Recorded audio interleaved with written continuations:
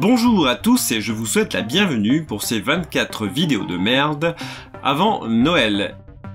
Aujourd'hui c'est la 17e vidéo de merde avant Noël et on va causer d'un truc un peu intéressant quand même. C'est la distinction que je fais moi entre le plaisir intellectuel et le plaisir esthétique dans la musique.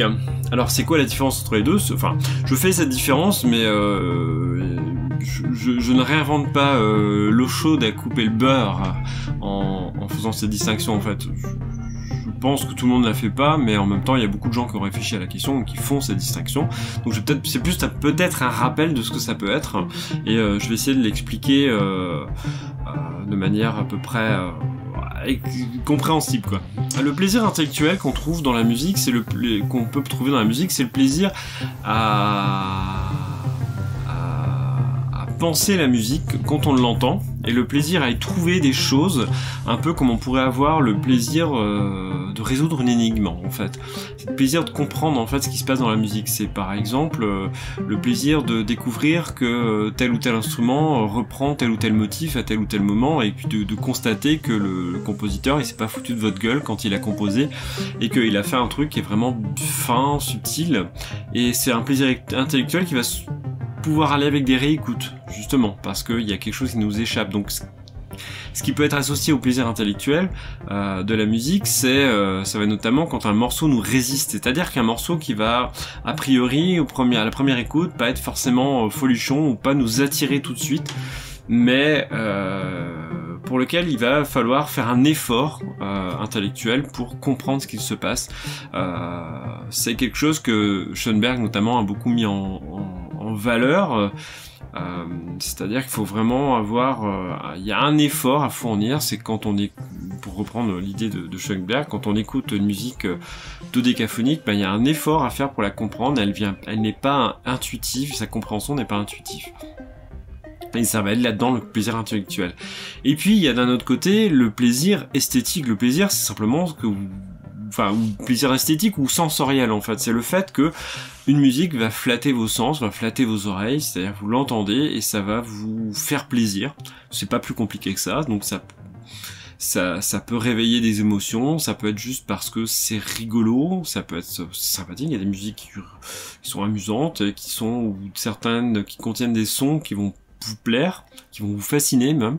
Moi c'est souvent mon cas avec les sons de synthèse. Il y a des sons de synthèse qui me fascinent, je peux écouter même s'il n'y a pas un plaisir ou quelque chose de très intellectuel, un plaisir on va dire émotionnel. Il va y avoir un plaisir juste sensoriel à apprécier des sons.